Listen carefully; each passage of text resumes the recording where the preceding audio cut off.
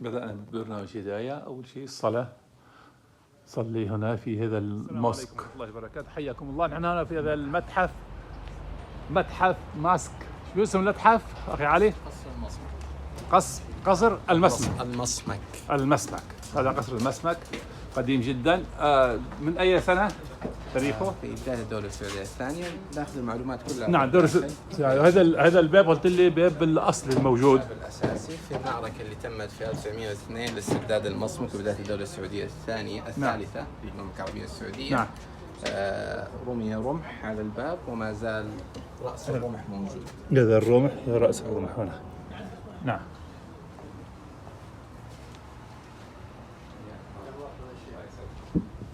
السلام عليكم.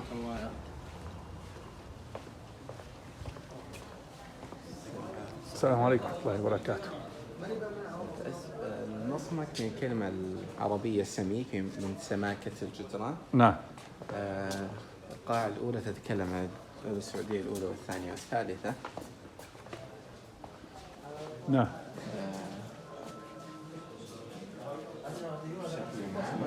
الدولة السعودية الأولى هذه الدولة السعودية الأولى هي أكبر من الدولة السعودية الحالية. ضرب السعود. كانت متوسعة من الجهة الشمالية، وكان البحرين، قطر، الإمارات وأجزاء من عمان واليمن. كانت كلها نعم داخل ضمن حدود الدولة. هذه كلها كانت دولة. سبحان الله. العاصمة كانت الدرعية وليس الرياض. الدرعية. نعم. هي الآن الدرعية جزء لا يتجزأ من العاصمة الرياض بعد توسع الرياض. نعم. هذه كل الأخضر كانت السعودية. السعودية الأولى. نعم. بدأت 1303 والنهاية كانت 1314. نعم.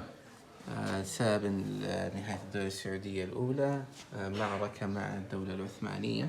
نعم. بعد ضم مكة والمدينة للدولة السعودية الأولى، الدولة العثمانية أرسلت جيشا من مصر استولى على مكة والمدينة، أتم طريقه حتى حاصر الدرعية العاصمة 6 أشهر. في نهاية ال6 أشهر الحاكم استسلم الحفاظ على حياة سكان العاصمة في ذاك الوقت الدرعية.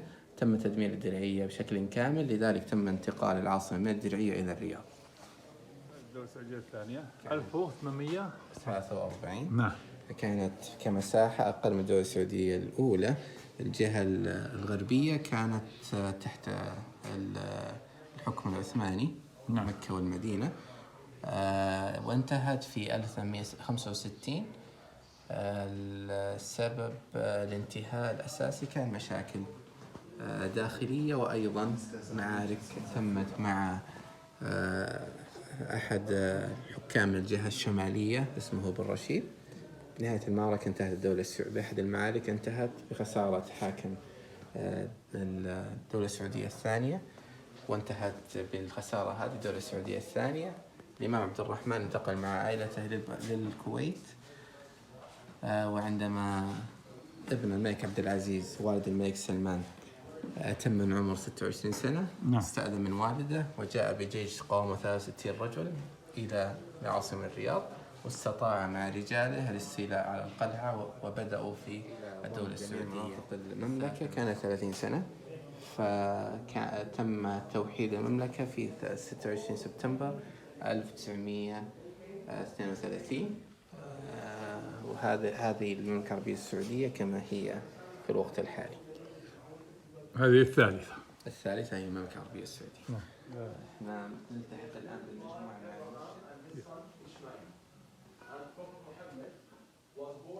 السلام عليكم. السجن هذه القلعة. Settled in Medina. He sneaked out of Mecca because eventually they tried to kill him, and they accused him of contradicting accusations. They said you are a sorcerer, you're a poet, you're a liar, which were not compatible with each other.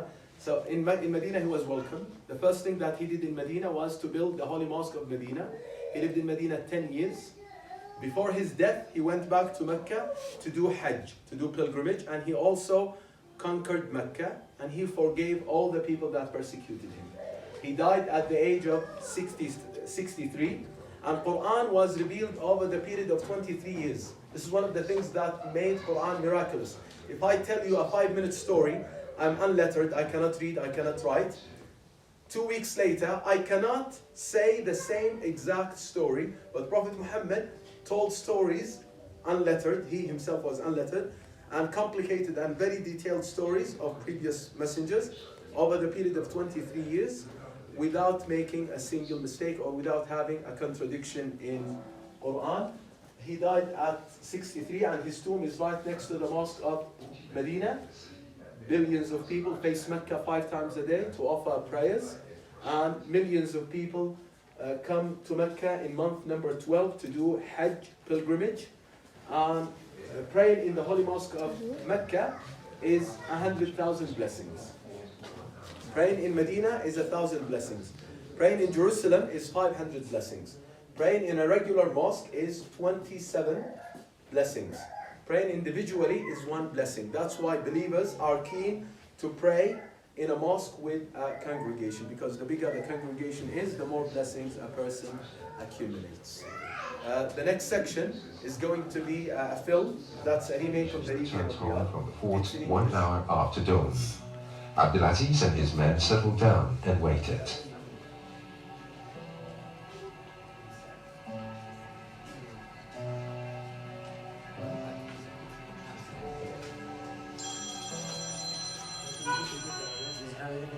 Next morning, as Ajlan emerged from the fort as usual to look at his horses, Abdulaziz launched his surprise attack.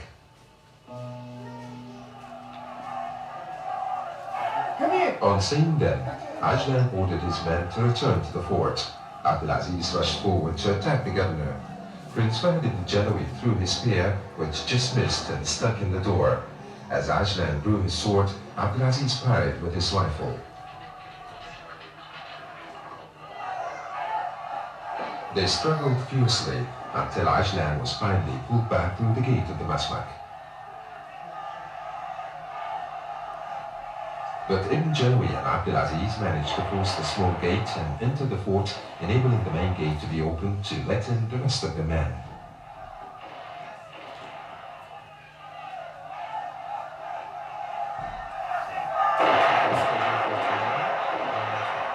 Until Ajlan was finally shot dead by Prince Abdullah ibn Jalawi. With Ajlan dead, the remainder of his men surrendered as Abdulaziz offered to spare their lives.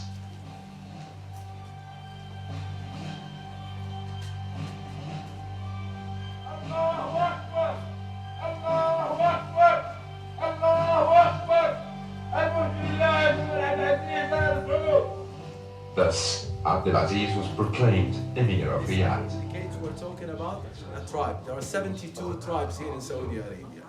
And family names, usually bin, which means son of, or al without an I at the end. Family names, tribal names are a big thing in the region. Now when I say my family name, a Saudi could tell where I come from. And I cannot fabricate a hometown for myself. Just maybe 2 or 3 questions that we got you. You are telling us lies. Because we do not refer to the place where we are born. We refer to the place of the whole family or the whole tribe. And the offsprings of those people or any warrior that fought any battle on the side of King Abdulaziz, they are supported some way or another by the government of the Kingdom of Saudi Arabia. For example, if somebody still owns a gun that was used in a given battle on the side of King Abdulaziz, that family is paid an allowance of 3,000 Saudi riyals on a monthly basis. And this gun can be inherited by different generations. If somebody wants to be recruited in the military as an officer, they can be given priority if their forefathers supported King Abdulaziz in a given battle, because they did a great service to the Kingdom of Saudi Arabia. Those warriors and soldiers did not use tanks or tornadoes or F-15s. They used horses and camels, and here we have a saddle put on top of camels. Not surprisingly, we call camels in Arabic Jamal. that word is borrowed from Arabic, of course. Jamal also has another name in Arabic, the ship of the desert, because it can travel for days without having to drink a single drop of water. They have a built-in GPS. If they are desperate for water, they can roughly locate the direction of water. Actually, their nostrils can house the moisture in the air. And with the help of the wind, they can roughly locate the direction of water. Their eyelids are transparent for them. So in a sandstorm, they can still close their eyes and see their way. Their lips are shaped in a way that can help them eat thorny grass without being harmed. And maybe you noticed or not, they can be loaded. Thank you for the water. It can be loaded when they are sitting. And the first part that goes up is the back. If they did not have long necks, the load would fall. They are amazing creatures. Here in Saudi Arabia, most of the camels we have one hump, unlike the ones in Afghanistan and Australia. They have two humps mainly. And we do not have stray camels here in Saudi Arabia. Camels are owned by somebody or by a group. And I think this month, or the past month, it was the camel festival. And tribes take pride in winning prizes for such festivals. Last year, a Saudi tycoon rented 20 camels to a Kuwaiti tycoon for 20 million Saudi riyals. Just renting. I think 2 weeks ago, a lady won the prize for 4 million Saudi riyals because the camel that she had was super beautiful. And the officials have their own, they have their own criteria and features for beautiful camels. Either the shape of the eyes, the shape of the hump, the color of the skin or the fur. And each tribe has its own trademark, put either on the neck of the camel or on the scruff of the camel. And mainly, of course, not the beautiful camels, the ordinary camels. We use them for meat, we use them for milk, we use them for breeding as well. And in the old days, they were used for travel. And there was a big caravan called Al-Ugaylat. Al-Ugaylat was caravans that would go to Syria, Iraq, for trades and for business. Of course, they stopped since we had cars. And just to revive that practice, Al-Ugaylat campaign or caravan went from here, from Al-Qasim actually, to Iraq, just to revive the old practice of what happened back then. Actually, there was big famine here in the region. And the lucky families were the ones who managed to migrate to Iraq and to see this one. Some families are walking distance from Al-Masmak. The wall was demolished in 1950. More people wanted to settle in the capital to start their own jobs.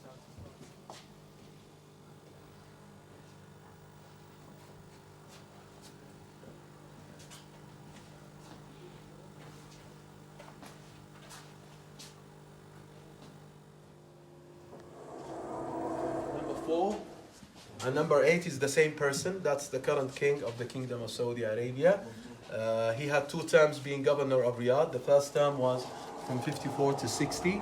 The second term was from 62 to 2011. You notice all of them have the title His Royal Highness. What's the significance? His Royal Highness is a title given to somebody with a direct lineage with King Abdulaziz. If somebody is Al Saud without a direct lineage with King Abdulaziz, they would be called His Highness, Prince so-and-so. But Royal Highness is for a son, or a grandson, or a grandson of King Abdulaziz, and it's a prerequisite for being a king. No one will become a king or a crown prince if they are not His Royal Highness. And here in Saudi Arabia, we don't worry about politics whatsoever. We have peace of mind. Not every man and a dog has a say in our politics. It's only our leaders who are qualified and they know how to deal with complicated issues, and we trust them, and we do not want them to be challenged because we believe that too many cooks spoil the broth, which is just a meal, let alone politics, which is already complicated. So we are grateful to them. That's one of the cannons that were taken by the Saudis from the Ottomans, and it has بعبوا فيهم مايك يعني بهالزمانيات. great on top of the cannons. Cannons were used for some time to indicate the beginning of important events, like the beginning of Ramadan, or the end of Ramadan. Or there is a special meal that we have in Ramadan, it's called iftar, breakfast at sunset. To tell people it's time for such a meal in the old days, a blank cannon will be fired. The watchtowers have gun ports for sticking in guns. We will swing by one of the watchtowers. There we have tools used in the construction of al-masmak and Adabi homes. And there we have more tools, a mold for making clay bricks, a bucket for mixing sand and water, and clay bricks like these are still produced in Saudi Arabia, and they are used to build older types of homes. Al-Masmak is one of the most important sites in Riyadh, that's why it's been visited by lots of VIPs. Late Prince Naif, who was Minister of Interior, Jacques Chirac visited Al-Masmak in 1985, Hassan Ruqayya visited Al-Masmak in 1999, 1995 Al-Masmak was visited by King Salman when he was governor, Juan Carlos visited Al-Masmak in 2006, Michael Jeffrey visited Al-Masmak in 2005. Now we will walk.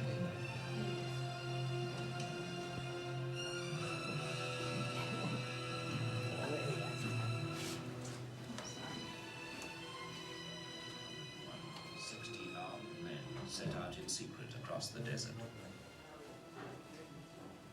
They were led by Abdulaziz bin Abdul Rahman al-Saud.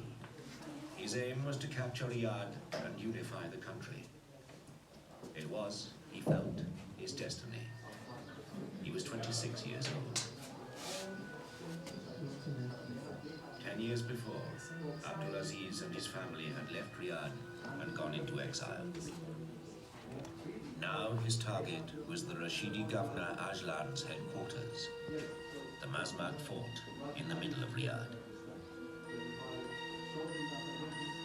Ajlan slept there each night for protection. Leaving most of his followers outside, Abdulaziz crept into the town with just a few companions.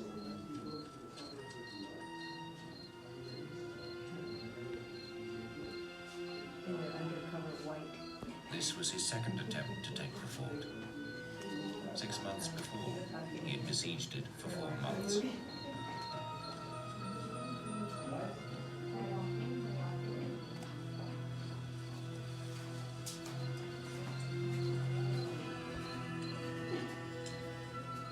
Concealed in the house opposite, Abdulaziz and his men waited for sunrise, when Ajlan would leave the fort to go home.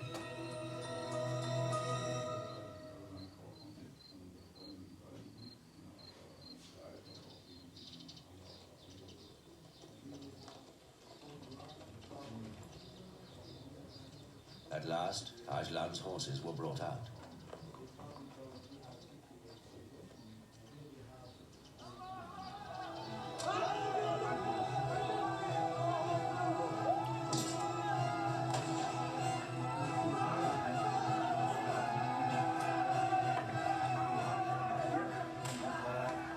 King Khalid was followed by King Fahd, one of the most prominent kings, and he reigned the longest.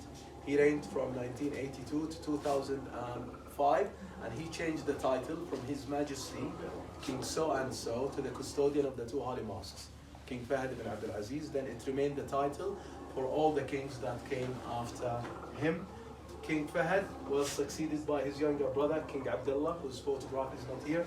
Then after King Abdullah, it's been King Salman, who's been a king since 2015, and he's the last king from the 2nd generation. The first king from the 3rd generation is going to be Muhammad bin Salman, the son of the current king, and he's the initiator of the Vision 2030, which you are already familiar with. The main idea in the Vision 2030 is to diversify the economy of the Kingdom of Saudi Arabia. He himself is an advocate of change, and he believes that nothing is permanent but change, and we have seen so many changes since he became the crown prince. That's the same person at different ages, young King Abdulaziz, older King Abdulaziz. That's him with the British delegation in Jeddah. That's him with the King of Iraq.